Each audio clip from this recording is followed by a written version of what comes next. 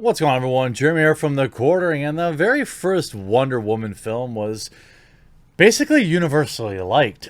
Critics on Rotten Tomatoes gave it a 93%. The fans gave it an 87%. Everyone liked Gal Gadot pre-cringe Imagine video that I only can hope that her agent talked her into and that she deeply, deeply regrets, because anyone who saw it deeply regrets it.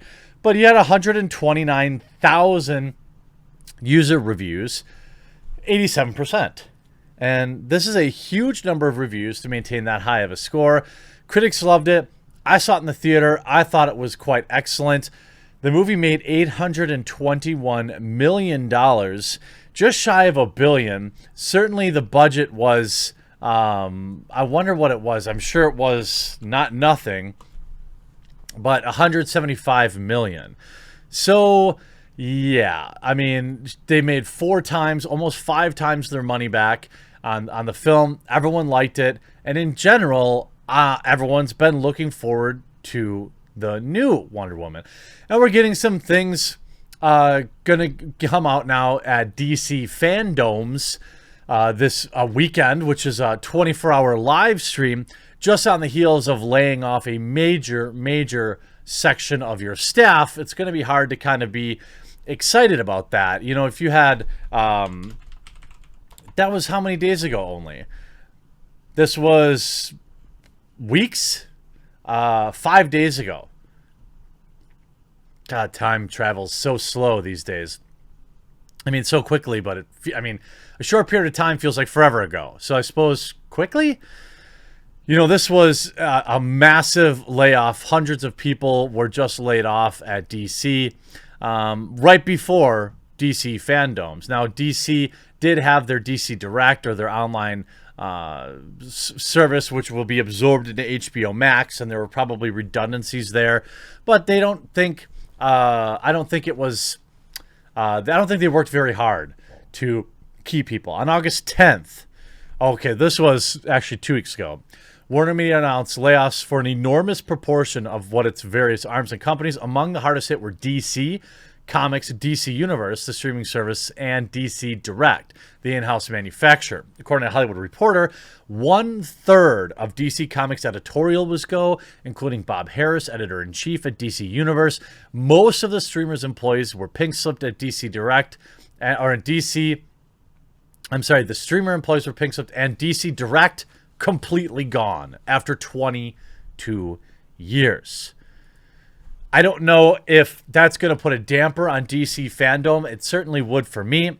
But we've been getting new art. Now, I'm kind of over this 80s thing. Like, Stranger Things did it. Then a bunch of other shows were doing it. And I just kind of got over it. So that's actually the part I'm looking forward to the least for Wonder Woman 1984. But now new details emerged that apparently the director has a little touch of the TDS.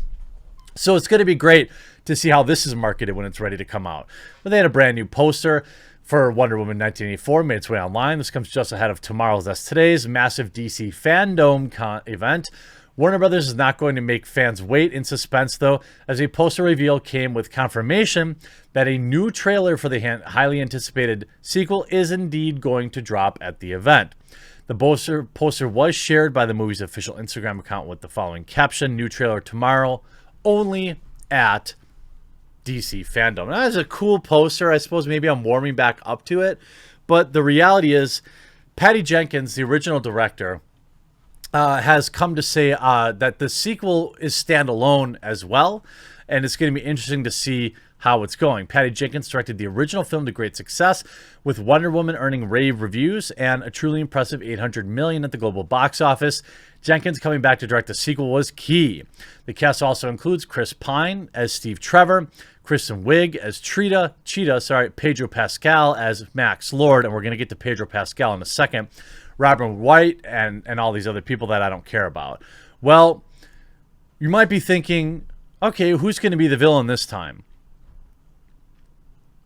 Did you think maybe Donald Trump? Well, it is. Wonder Woman 1984 director Patty Jenkins says Donald Trump inspired the villain character. Shocking.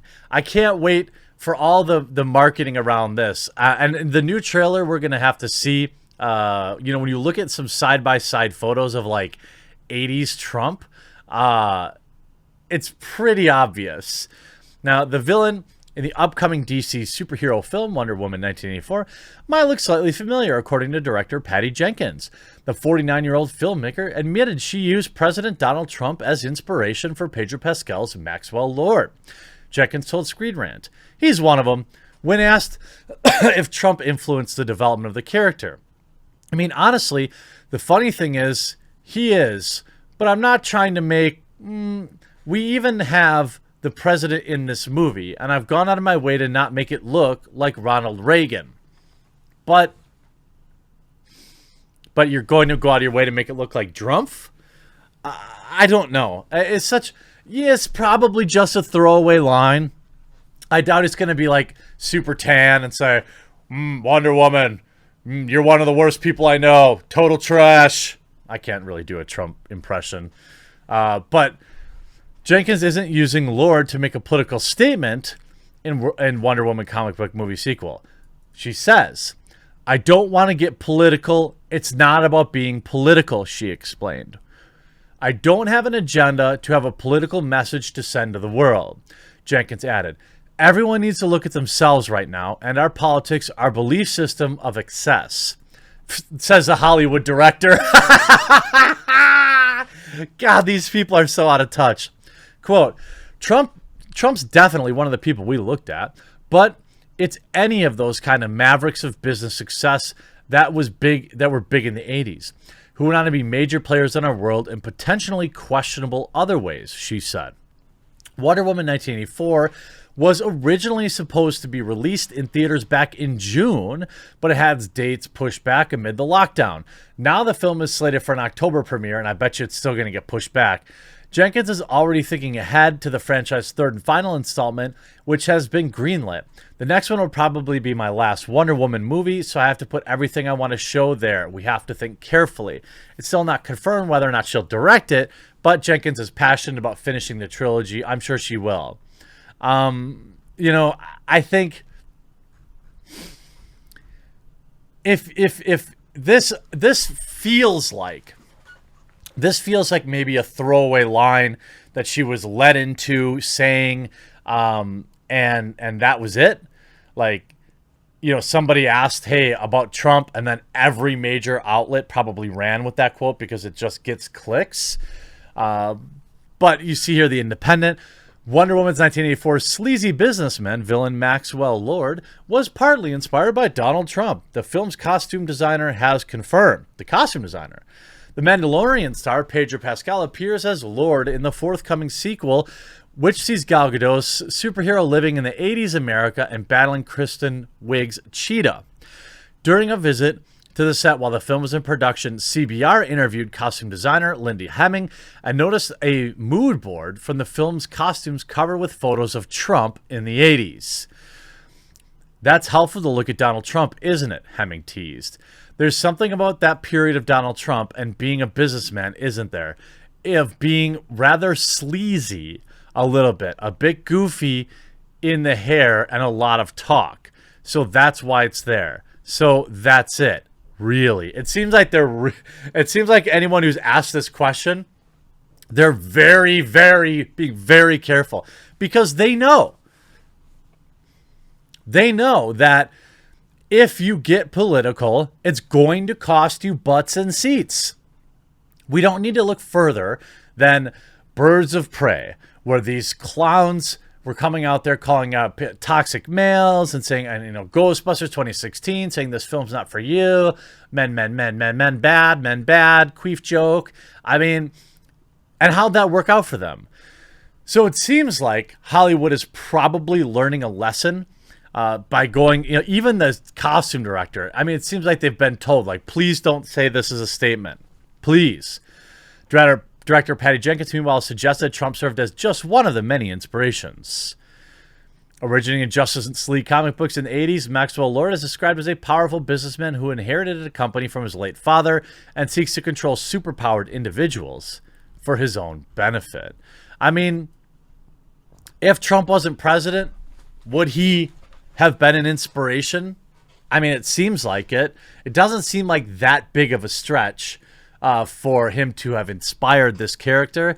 But it's awfully cute. There, you can tell, like, but it's not political. There's no message. Please, please don't boycott my film.